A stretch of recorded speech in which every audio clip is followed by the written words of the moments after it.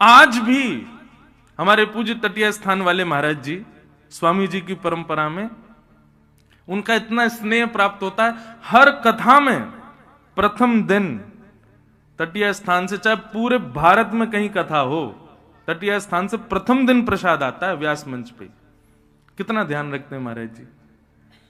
तो किसी वैष्णव ने वहां पर भंडारा कराया, आज भी 1000, 1500, 2000 लोग, आप भी चले जाओगे तो वहां प्रसाद मिलेगा आपको, दोपहर में सब भोजन मिलेगा, ठाकुर जी की प्रसादी मिलेगी। लोग बाग कराते हैं, कोई ना भी कराए तो भी चलता है। तो एक दिल्ली के बड़े सेठ ने अभी मुझे बताई ये कथा, तो मैं बता रहा हूं आपको। दिल्ली के बड़े सेठ ने आकर के देखा कि यार यहाँ तो 2-2.5 हजार लोग प्रसादी पा रहे हैं, मैं भी सेवा करूं। उसने जाके वहां सेवकों से पूछा क्या करना है। बोले कि इतनी राशि लगेगी, तुम्हारा मन हो तो कराओ, नहीं भी मन हो तो हमारे यहाँ तो चलता ही रहता है। प्रसादी पा करके उसने कहा ठीक है। दूसरे दिन उसने अपनी सेवा रखी, दूसरे दिन प्रसादी बनी, सब लोगों ने पाई, उसने भी पाई। पा करके वो महाराज जी जो अभी विराजमान हैं उनके पास गया, और जो भी सेवा थी वो महाराज जी के चरणों में रखते हुए उसने कहा, महाराज जी लेकिन एक बात कहूं, कल जैसा स्वाद हो ना वैसा आज ना हो, कल वालो स्वाद ज्यादा बढ़िया हो। महाराज जी ने जो उसने सेवा दी थी ना, वो उठा के उसी के गोद में धर दी। बोले बावड़े कैसी बात कर रहे हैं? कल श्री जी ने भोग लगायो, कल भी स्वाद हो, और आज भी श्री जी ने भोग लगायो, आज भी स्वाद है। ये तेरी जीव के चटोरेपन के काजे भोग ना बने, हमारी श्री जी को प्रसाद है, ये नित्य स्वाद में रहे। तू कह रहा कल स्वादिष्ट हो आज ना है, ले जा अपनी सेवा, ना चाहिए हमको। अरे श्री जी के प्रसाद में स्वाद को अंतर करे, कल ज्यादा स्वादिष्ट हो आज स्वादिष्ट, ऐसी भावना रखे। श्री जी के मुख से स्पर्श है कि आयो है, या को मतलब वो स्वादिष्ट ही है। सांसारी व्यक्ति ये विचार करता है इसमें नमक है कि नहीं, नींबू है कि नहीं, मिर्च है कि नहीं, मसाले हैं कि नहीं, लेकिन वैष्णव विचार करता है कि ये ठाकुर जी के सन्मुख पधराया था तो ये सर्वगुण संपन्न है, ये सर्व प्रकारेण मेरा कल्याण करेगा, इसमें कोई दोष नहीं है। आज भी ऐसी भावना है, वहां पर धन को और मूल्यवान वस्तुओं को महत्व नहीं दिया जाता। वृंदावन के रस उपासक महत्व सांसारी वस्तु को दे ही नहीं सकते। यहां के बंदर भी आपका चश्मा लेके इसलिए जाते हैं, अरे भैया जो नेत्र श्री जी ने दिए उनते देख, ये नकली चश्मा काई को लगा के देख रहे हो हमारी लाडली जू को, असली आंखन ते देख। या हमारे वो भी लेके भाग जाए, पर्स वर्स लिए घूम रहे तो पर्स लेके भाग जाए। बोले कहां तक ले घूमेगा, लुटा दे या कुछ समन में वाकू ले जाए। वृंदावन के रस को समझो भैया। यहां भौतिक मूल्य, भौतिक वस्तु का कोई मूल्य नहीं है, यहां तो भाव का मूल्य है, यहां भाव मूल्यवान है। नंद बाबा लुटा रहे हैं और सब ब्रजवासी लूट करके ब्रजवासी भी लुटा रहे हैं। इतना आनंद है रहे हो है, सब नाच रहे हैं, गा रहे हैं। हमारे पूज्य पिताजी सुनाते हैं, एक 80 वर्ष की मैया अपने घर से निकल के आई बिना दांत वाली, और वहां आकर के देखी महाराज माखन के गोला बना बना के लुटाए जा रहे हैं, एक दूसरे पे मारे जा रहे हैं। वहां आकर के पूछी, अरे भैया जे कहा भयो है, हमारे वृंदावन में यो ना के क्या हुआ है, क्योंकि कहा भयो है। जैसे मैया ने आके पूछी ये कहा भयो है, इतने में एक ब्रजवासी ने माखन को गोला बना के वही मैया के मोड़े मारो, बिना दातन के सटक से भीतर चलोगो, मैया के पेट में चलोगो, चीकनो मोह है गयो। मैया जीभ ते चाटन लगी। बोले अब तो बताए थे कहा भयो। बोले मैया तेरो मोह चीकनो है गयो, मीठो है गयो, पेट भर गो, अब उन्हें पता चली कहा भयो। अरे भैया हमारे नंद बाबा के लाला भयो है। मैया तो वही नाचन लगी, नाचते नाचते बोली ऐसे लाला रोज ही होए करे भैया, ऐसे लाला तो रोज ही होए हमारे ब्रज में। इतना आनंद पूरे ब्रजमंडल में है रहे हो भैया, सब नाच रहे हैं, सब गा रहे हैं। ऐसा आनंद, ऐसी धूम पूरे ब्रजमंडल में बची है, सब नाच रहे हैं, सब गा रहे हैं, सब आनंद मना रहे हैं। वह नंदोत्सव की भैया केवल हम सुगंध मात्र ले सकें, वाह को अनुभव करना तो बहुत दूर की बात है। हमारे ब्रज में बंधुओं कई उपासक तो नंदोत्सव के ही हैं, जैसे हमारे पंडित श्री गया प्रसाद जी महाराज, गोवर्धन वारे बाबा, शास्त्री जी, वे नंदोत्सव के बड़े प्रेमी थे। कहीं भी नंदोत्सव होता था ना, तो वो अपनी कुटिया में ही बढ़िया सुंदर सामग्री, लड्डू, मोहनथाल आदि खुद ही लुटाने लग जाते, बंदरन को लुटा देते, कोई को भी पधरा देते। पतो चल जाती गोवर्धन में कहीं कथा है रही है और आज चौथो दिन है, वहां पे नंदोत्सव है रो है, सो बाबा अपनी कुटिया को सजाते कि आज नंदोत्सव है रो है। इतना नंदोत्सव से प्रेम करते थे बाबा। तो ऐसे हमारे ब्रज में कई उपासक हैं, वो आज भी नंदोत्सव पतो चल जाए कथा में नंदोत्सव है, आज भी इतना स्नेह करें, ऐसे आनंद में भर जाएं, ऐसा भाव उनको आ जाए कि हम ही ब्रजवासी हैं, वह नंदोत्सव को उत्सव मना रहे हैं। पूरे ब्रजमंडल में आनंद भयो। नंद बाबा ने खूब लुटायो। ढाणी को आयो, ढाणी के को नंद बाबा ने खूब प्रदान कियो। मेरे मन आनंद भयो, ब्रजराज ही याचन आयो, अपने अपने मन को मतो, कह परिवार सुनायो। ढाणी को आज नंद बाबा के यहां आयो है। ये ढाणी को कौन है भैया? बोले जे कछु ना करें, केवल अपने यजमान के काजे नित्य पूजा करें कि हमारे यजमान को मंगल हो, हमारे यजमान के घर कछु आनंद हो, हमारे यजमान के यहाँ सब मंगल ही मंगल हो। इनको केवल यही काम है। और जब भी कोई आनंद को उत्सव होवे घर पे, तो यजमान इनको बुला के खूब सारी दक्षिणा दें। पर नंद बाबा के ढाणी के का एक वैचित्र कि आज 80 वर्ष है गए, लेकिन नंद बाबा के ढाणी के को कछु मांगवे को अवसर ही नहीं मिलो। क्यों? नंद बाबा के यहाँ कछु आनंद भयो ही ना है। फिर भी नंद बाबा वाक को विचार करके कछु ना कछु वाके घर भेजते रहे, लेकिन वहां से वाकु सुख ना मिले। वाकु यही लगे कि भैया नंद बाबा के कछु लाला होए, कछु उत्सव होए, तब मैं मांगवे जाऊं, अधिकार से मांगवे जाऊं। 80 वर्ष से प्रतीक्षा कर रहा है, रोज सूर्य को प्रणाम करे, देवतान को प्रणाम करे, यमुना मैया से प्रार्थना करे, हमारे नंद बाबा के घर एक लाला भेज दो, कोई संतान भेज दो, कछु आनंद कराओ, तो मैं मांगवे जाऊं आशीष देके। आज ढाणी के कुछ जैसे पता चली नंद बाबा के घर लाला भयो है, ओ हो महाराज, पहले तो मूर्छित है गए हो, सुन करके इतना आनंद भयो कि मूर्छा में चलो गो, लेकिन बाद में होश में आयो तो दौड़ो दौड़ो नंद भवन पे आयो है। नंद बाबा ने जैसे ही ढाणी के को देखो, आप सबन को समझ आ रही है ना ब्रज भाषा, कोई दिक्कत तो ना है ना? तो जैसे ही ढाणी के को आयो, नंद बाबा ने भी दौड़ करके बाकू हृदय से लगायो। नंद बाबा बोले, अरे ढाणी के, मेरे अकेले की तपस्या ना 80 वर्ष की तेरी तपस्या है भैया, तू प्रतीक्षा कर रो, आज तेरे मन की है गई है, अब तू बता, आज चूकियो मत, आज चूकियो मत, 80 वर्ष की पूरी कसर निकाल ले, सब मांग ले, जो तेरे मन में हो तू मांग ले आज मुझसे। ये बात आप लिख लीजिए बंधुओं कि ठाकुर जी पधारेंगे तो संग्रह की स्थिति नहीं रहेगी। नंद बाबा का बस नहीं चलना, नहीं तो स्वयं को लुटाते हैं। नंद बाबा बोले मांग का चाहिए। अब ये ढाणी के को प्रसंग ब्रज भाषा में इतना प्यारो प्रसंग है, पूज्य पिताजी बहुत भाव से गाते हैं।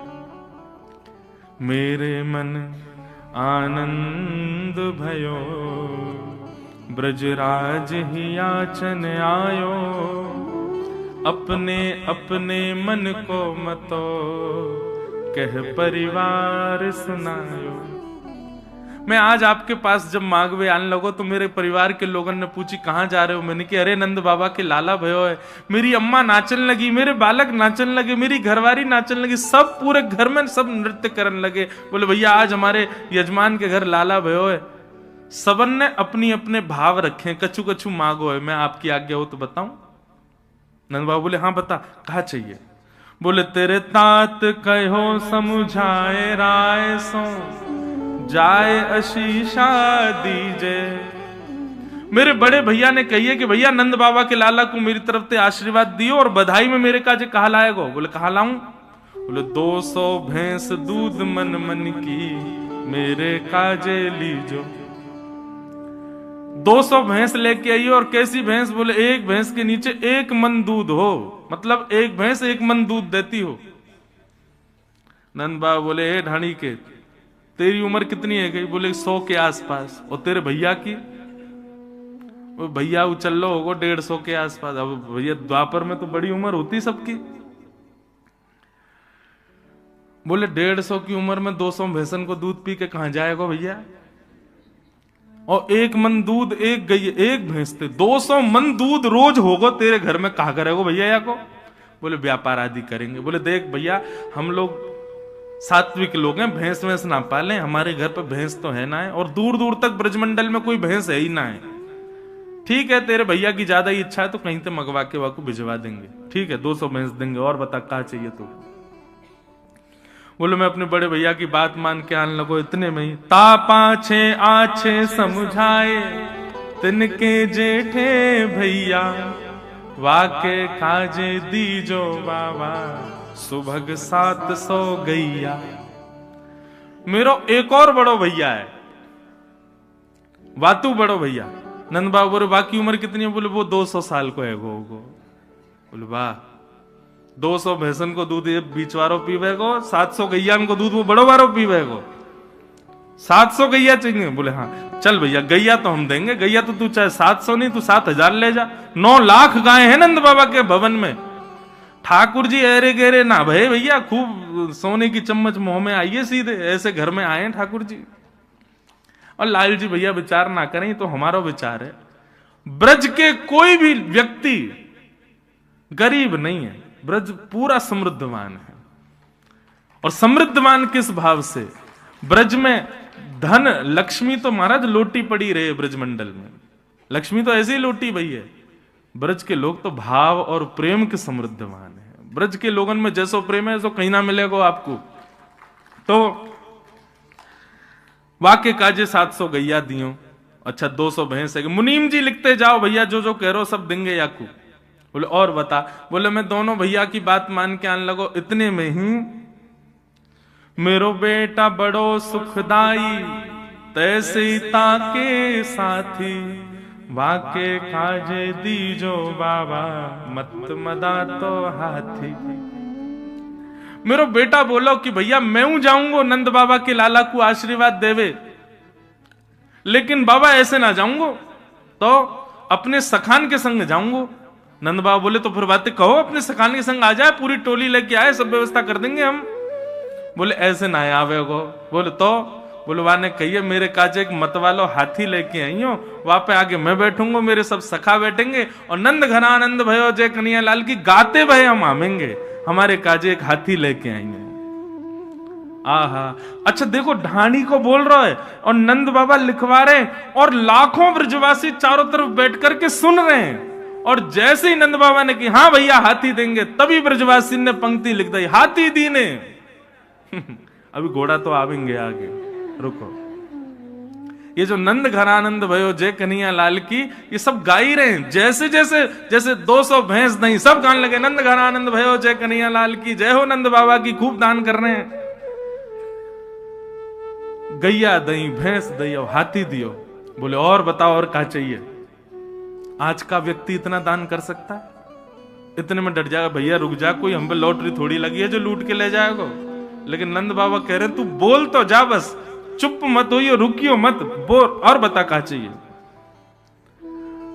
बोले मैं बड़े बेटा की बात मान के आने लगो। इतने में मेरा छोटो बेटा आ गया, और छोटे बेटा ने कहा कही, बोले छोटो सुत चंचल अति मेरो,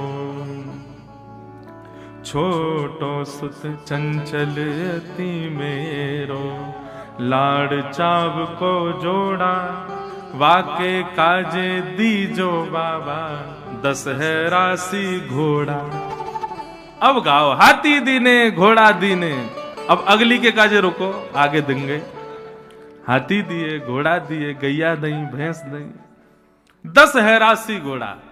मत वाले, आनंद वाले और बढ़िया दौड़वे वाले घोड़ा, 10 घोड़ा दियो। नंद बाबा बोले देंगे भैया, हाथी देंगे, घोड़ा देंगे, सब देंगे, और बता और क्या चाहिए? बोले मैं छोटे बेटा की बात मान के आने लगो। इतने में बड़े बेटा को अभी भी ब्याह भयो मेरे को। मेरी बहू आ गई घूंघट करके और कहा बोली, बेटा बधू लाज तजमो सो घूंघट मुख दे बोली। मेरे बेटा की बहू आई और आकर के मुंह से बोली, ससुर जी, पिताजी, मेरे पिताजी ने आपके लाला से मेरो ब्याह यामारे कियो क्योंकि आप नंद बाबा के ढांडी के हो। सबन ने यही कही मुंह से आके, अरे भैया नंद बाबा यजमान है या के घर में ब्याह कर ले, खूब आनंद में रहेगी, खूब सुख समृद्धि रहेगी, नंद बाबा खूब दान करेंगे। लेकिन आज इतने वर्ष मेरे ब्याह को हुए गए, आज तक कोई दान मुंह को दिखो ना है। आज नंद बाबा के लाला भयो है, पिताजी मेरे काजे कहा लाओगे? बोले बता बेटी तो को कहा चाहिए? बोले मेरी तरफ से लाला को खूब स्नेह करियो और नंद बाबा से जाके कहियो मैं उनकी भी बहू हूं, या मारे नख सिकसों गहनों सब ले हो, तीहर से ती चोली। पैर के अंगूठा से लेके सिर तक जितने गहने हूं मैं एक स्त्री के, वो सब गहने बनवा करके मेरे काजे लाई हूं। नंद बाबा के नेत्र सजल हो गए। अरे ढाणी के, तेरी बहू तो हमारी बहू है। मुनीम जी, सुनार को बोलो जावेगो और जाके बहू को पूरा नाप लेके आवेगो और जैसो वाकू प्रिय हो वैसे वाके काजे गहने भिजवाओ। ब्रजवासियों के नेत्रों में अश्रु आ रहे हैं कि आज नंद बाबा कितने प्रसन्न हैं। अच्छा, कई बार क्या होता है बंधुओं कि कई घरों में पुरुष ज्यादा उदार मना होते हैं तो पत्नी हाथ बस अब ठीक है इतना ही करो, अब कहां इतना लुटा रहे हो। लेकिन यहां पर यशोदा जी ऐसी नहीं है। अभी सुनना आगे क्या हुआ। बहू की बात मान करके मैं जैसे ही आगे आने लगो, इतने में कहा भयो, बोले मैं बेटान की बात, बहू की बात, भैयान की बात मान के आने लगो। इतने में एक इकलौती बेटी है मेरी, बेटी एक लाडली मेरी, चलत आए भाई ठाड़ी और कहा बोली, पिताजी मैं हूं चलूंगी आपके संग। मैंने की चल लाली तू भी चल। बोले ना ऐसे नहीं जाऊंगी तो। बोले सहित कहार पालकी ले हूं सोजो भरियो गाड़ी। नंद बाबा ते जाके बोलो सुंदर सी सोने की पालकी बनवावेंगे, 4 कहार उठावे वारे वाके सहित पालकियां भेजेंगे, तब मैं सज धज के पालकी में बैठ के तब जाऊंगी लाला से मिलवे। और वो पालकी सदा मेरे पास ही रहेगी, 4 कहार भी यही रहेंगे। ऐसा दान मांग के आएंगे। नंद बाबा बोले देंगे भैया, पालकी तुरंत निकलवाओ। एक सुंदर पालकी तैयार करी, 4 कहार तैयार। वो जाओ ढाणी के घर और या की लाली को बढ़िया लेके आओ, सब प्रेम से हमारे लाला को आशीष देवे आवेगी। तब ब्रजवासियों ने कहा पालकी दीनी, हाथी दीने, घोड़ा दीने और दीनी पालकी, पालकी प्रदान करी। अच्छा लाला और बता, और कोई रह तो ना गया तेरे घर में? बोले हाँ एक रह गया। बोले कौन? मेरी अम्मा, मेरी मैया। नंद बाबा बोले अभी बैठी है तेरी मैया? तू 100 वर्ष को, तेरो भैया 150, बड़ो भैया 200 वर्ष को, मैया कितने साल की होगी? बोले मैया तो अभी 400 वर्ष की है गई होगी। वाह, बिना दांत वाली मेरी मैया आई और आकर के मुंह से कहा बोली, माता कहो दही धर आगे, सुन बेटा मेरी सीख। मेरी मैया ने मेरे आगे दही को एक मटका धर दिया और मोते बोली मेरी बात सुन के जा। 80 बरस बाद आज नंद बाबा के यहाँ लाला भयो है। ऐसो दान मांगियो नंद सो, हम बहुरे न मांगे भीख। ऐसो मांग के आइयो, ऐसो मांग के आइयो कि जीवन में फिर कभी हमको मांगनो ना पड़े, नंद बाबा से कभी कछु कहनी ना पड़े। ऐसो दान मांग के आइयो। नंद बाबा बोले अरे भैया तेरी मैया की बात हम निश्चित मानेंगे, सब चीज दुगनी दुगनी करके देंगे। 200 नहीं 400 भैंस देंगे, 700 नहीं 1400 गैया देंगे, 1 नहीं 2 पालकी देंगे, 1 नहीं 2 हाथी देंगे, 10 नहीं 20 घोड़ा देंगे, सब चीज दुगनी दुगनी देंगे तो को। और कोई रह तो ना गयो? इतने में ढाणी को बोला हाँ हाँ सबन की बात है गई।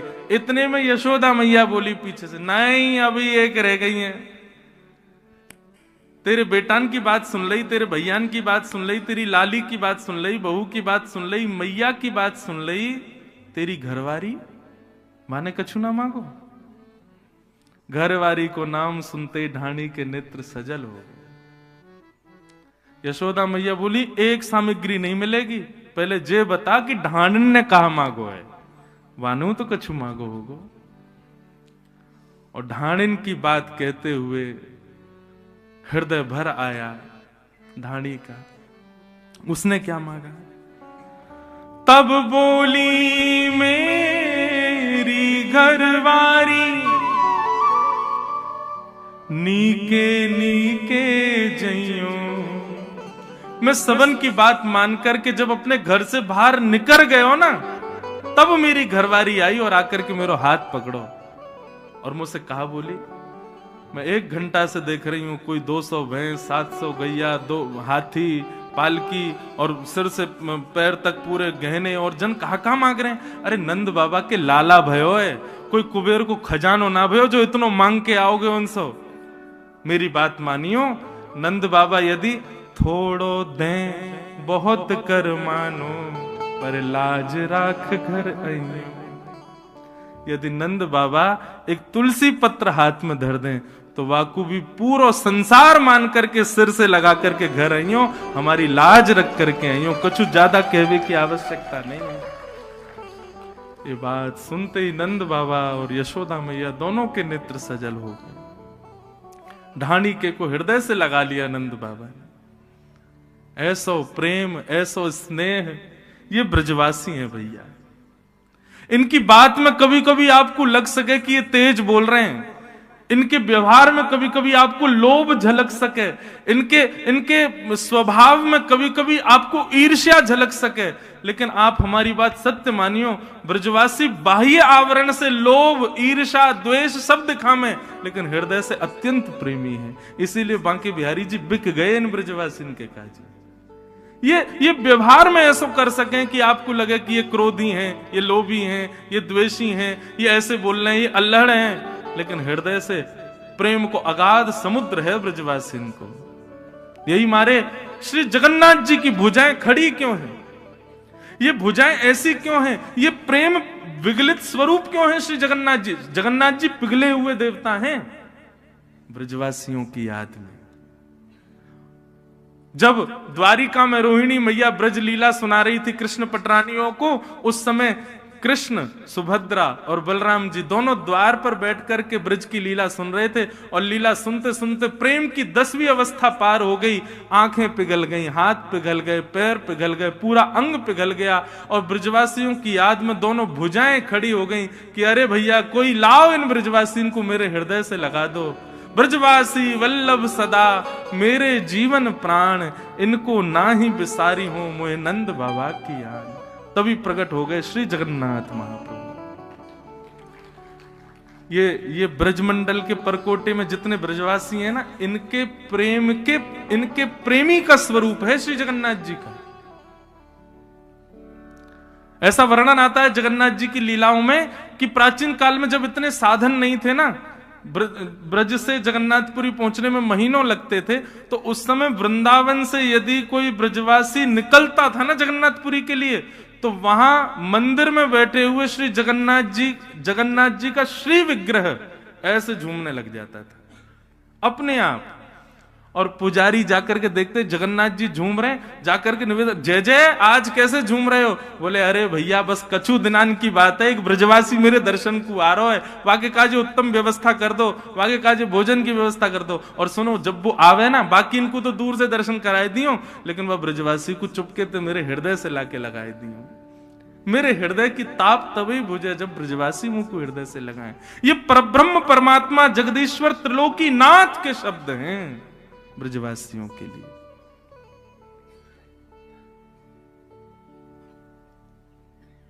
इसलिए भैया मैं बार बार कहूं, बिहारी जी को एक बार को दंडवत ना कर पाओगे, भीड़ बहुत है मंदिर में, जिद मत करियो नहीं तो कुचल जाएगा, कोई चढ़ जाएगा ऊपर आपके। बिहारी जी से बढ़िया तो मंदिर से बाहर आके कोई ब्रजवासी को दंडवत कर लियो, बाको प्रणाम कर लियो, वो श्रेष्ठ है। आप लोग बिहारी जी को अपने हाथ से भोग नहीं पवा सकते, तो कोई ब्रजवासी को बैठा लियो, सुंदर सुंदर पकवान बना के अपने हाथ से पवाई दियो और यही विचार करियो कि बिहारी जी पा रहे हैं। आप विश्वास मानो, ये ब्रजवासीन से जो आपको प्रेम बढ़ेगा ना, ठाकुर जी को प्रेम आपसे बढ़ जाएगा। मैं कभी कभी कथाओं में कहा करता हूं कि हमारी भक्ति पुष्ट हो रही है, इसको पहचाने कैसे? हम जो कर रहे हैं, हमारी जो भक्ति है वो सही मार्ग पर चल रही है, ठाकुर जी उससे प्रसन्न है, इसका पहचान कैसे किया जाए? तो दो पहचान है भैया। पहली पहचान, गौशाला में जाओ, गैया से यदि भय नहीं लगे, गैया के गौमूत्र गौ गोबर से घृणा नहीं हो, गैया को कुछ पवावे में आपको भय नहीं लगे, गैया से गले लगवे को मन करे, गैया की सेवा करवे को मन करे, वाक्य गौमूत्र और गौ गोबर के प्रति घृणा नहीं हो, तो समझो आपकी भक्ति पुष्ट है। और दूसरो, वृंदावन में बिहारी जी से ज्यादा ब्रजवासी प्यारे लगन लगे, तो समझो कि आपकी भक्ति पुष्ट है, आपकी भक्ति श्रेष्ठ है। ये ब्रजवासी हैं भैया।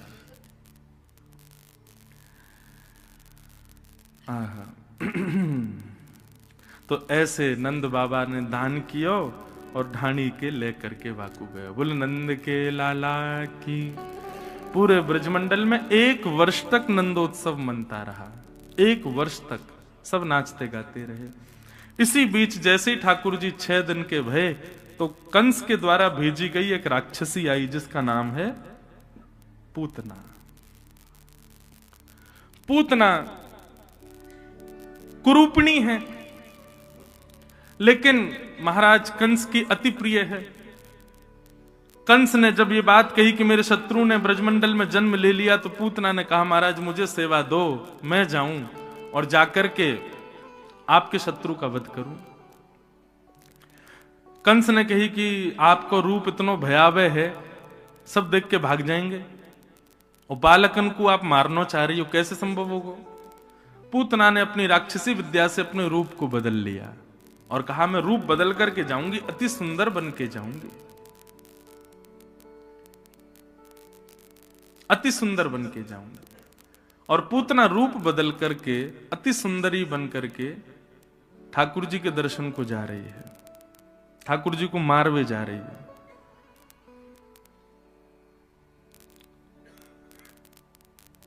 कि कंसेन प्रहिता घोरा पूतना बालघातिनी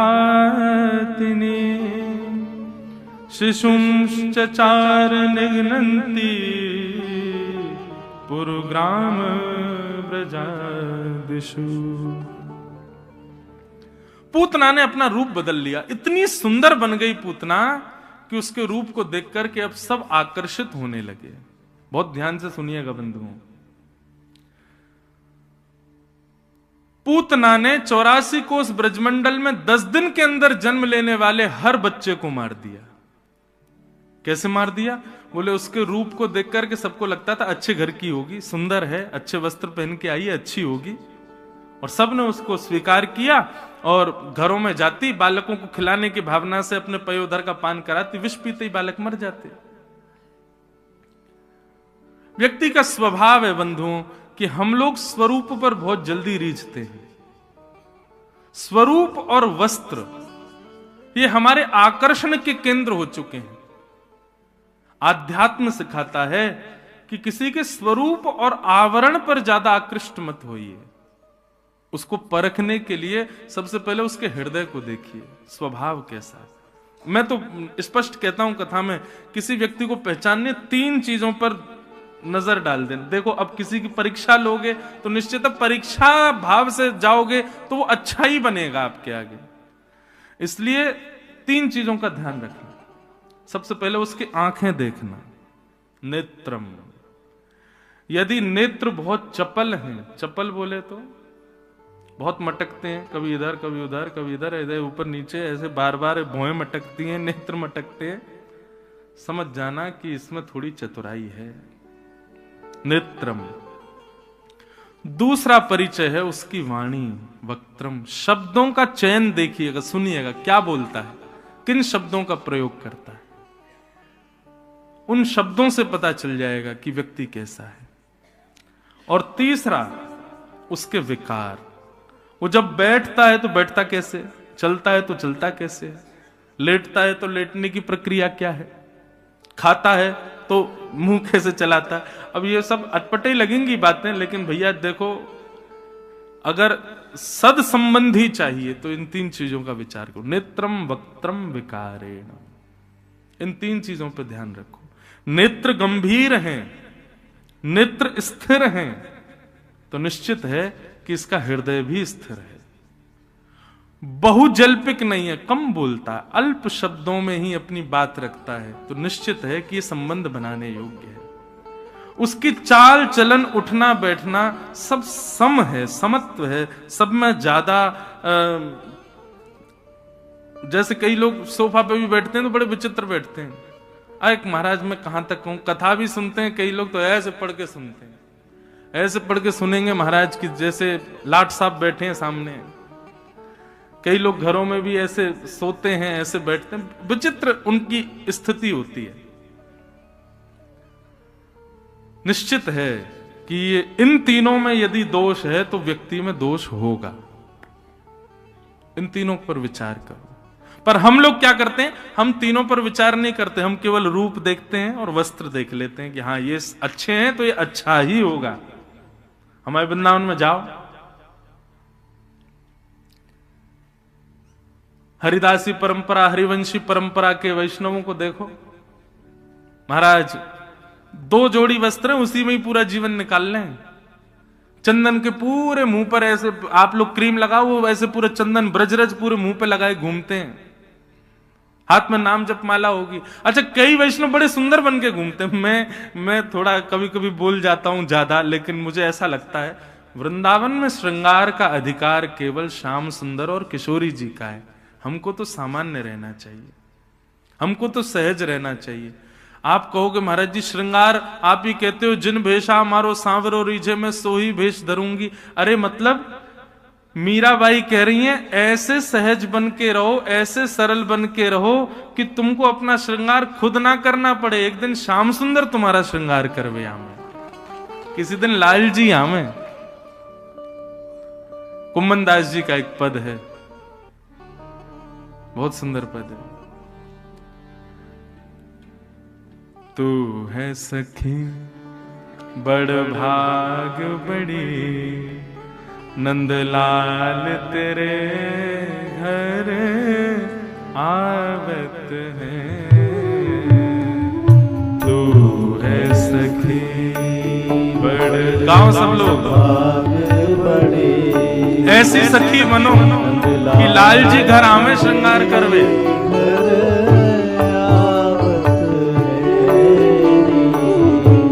तू अपनो श्रृंगार करत है, तू अपनो श्रृंगार करत है। ये दर्पण हाथ दिखावत है, ये दर्पण हाथ दिखावत है। कितना सुंदर लगे हैं? हम श्रृंगार करें, कब श्रृंगार करें? तब तक श्रृंगार मत करो जब तक श्याम सुंदर हमको स्वीकार ना कर लें। मेरा अभिप्राय ऐसा नहीं कि पूरे बावड़े बने घूमो, नहीं, सामान्य रहो। ज्यादा श्रेष्ठ मैं दिखूं सबको, ऐसा भाव मत रखो। अरे श्रृंगार हम किस लिए कर रहे हैं? एक गृहिणी अपना श्रृंगार तब करती है जब उसका ब्याह हो जाता है, जब उसके प्रियतम उसके पास आ जाते हैं। हमारे प्रियतम आ गए क्या हमारे पास में? नहीं आए ना, तो फिर श्रृंगार क्यों? श्रृंगार को बचा के रखो। कब के लिए? बोले जब लाल जी आएंगे, जब राधा रमन लाल आएंगे, जब बिहारी जी जीवन में आ जाएंगे, वो हमको स्वीकार कर लेंगे, हमारे आगे दर्पण लेके बैठेंगे, तब हम अपना श्रृंगार करेंगे। तू है सखी बड़ भाग बड़ी, नंदलाल